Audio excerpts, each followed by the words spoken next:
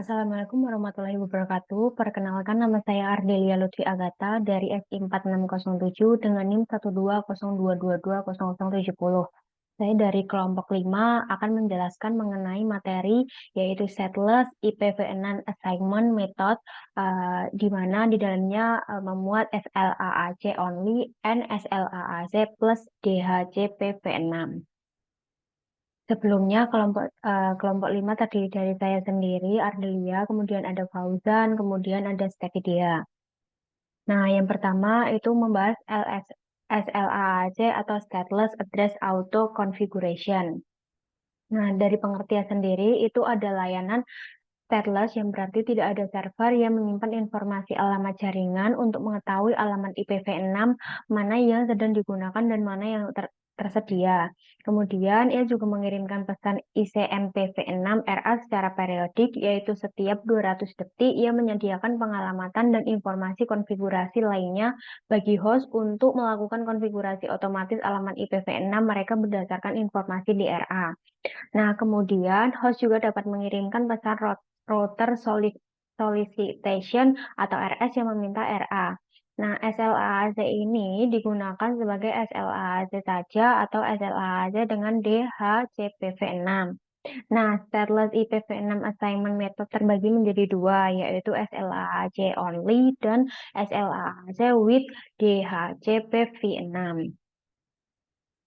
Uh, Kemudian saya akan membahas apa arti DHCP-V6, yaitu protokol jaringan yang berfungsi memberikan konfigurasi jaringan otomatis kepada perangkat yang terhubung ke jaringan IPv6. Nah, keuntungannya itu sendiri yaitu dari otomatisasi itu menyederhanakan peraturan jaringan dengan otomatis memberikan alamat IP dan konfigurasi lainnya. Kemudian ada skalabilitas dan fleksibel, di mana dapat memberikan informasi tambahan selain alamat IP. Kemudian ada SLAC only method. Nah, dari pengertian ini sendiri, itu salah satu metode penugasan alamat IPv6 tanpa status yang memungkinkan perangkat untuk secara otomatis menghasilkan alamat IPv6 sendiri tanpa perlu keterlibatan server pusat. Nah, contoh sederhananya ada di gambar tersebut. Nah, penjelasan dari gambar tersebut itu PC1 mendapatkan alamat FE81 dari MAC address-nya dan mendengarkan pesan RA dari router R1. Lalu router R1 mengirimkan pesan RA dengan informasi network traffic traffic-nya yang tersedia. Kemudian PC1 menggunakan informasi dari RA dan MAC address-nya untuk membuat alamatnya. Kemudian PC1 melakukan DAD untuk memastikan alamatnya unik dan mendapatkan alamat gateway default-nya. Nah, di sini ada kelebihan dan kekurangannya. Dari segi kelebihan itu sederhana, kemudian tidak memerlukan server DHCP-V6, kemudian skalabel untuk jaringan besar. Sedangkan kekurangannya itu kurang informasi tambahan seperti default gateway dan DNS server. Kemudian mungkin tidak cocok untuk semua jaringan.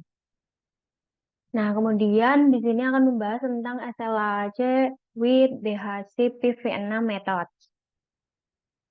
Nah, pengertian itu sendiri itu pendekatan yang menggabungkan stateless address auto configuration dengan dynamic host configuration protocol for IPv6. Dalam metode ini, perangkat menggunakan SLAC untuk menghasilkan alamat IPv6 dasar dan kemudian menggunakan DHCP-V6 untuk memperoleh informasi tambahan yang diperlukan.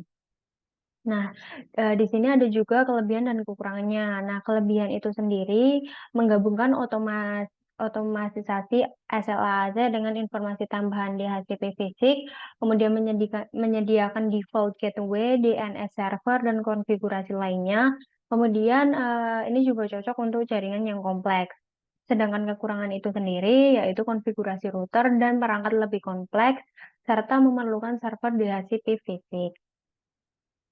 Nah, kesimpulan dari materi ini itu kita harus memilih metode SLAC only jika menginginkan solusi sederhana dan mudah dikonfigurasi untuk jaringan kecil yang tidak memerlukan banyak informasi tambahan. Sedangkan jika kita memilih SLAC with DHCP fisik itu jika kita membutuhkan informasi tambahan seperti default gateway, DNS server, dan konfigurasi lainnya, atau jika eh, Anda memiliki jaringan yang kompleks. Sekian presentasi dari saya tentang materi tersebut. Terima kasih. Wassalamualaikum warahmatullahi wabarakatuh.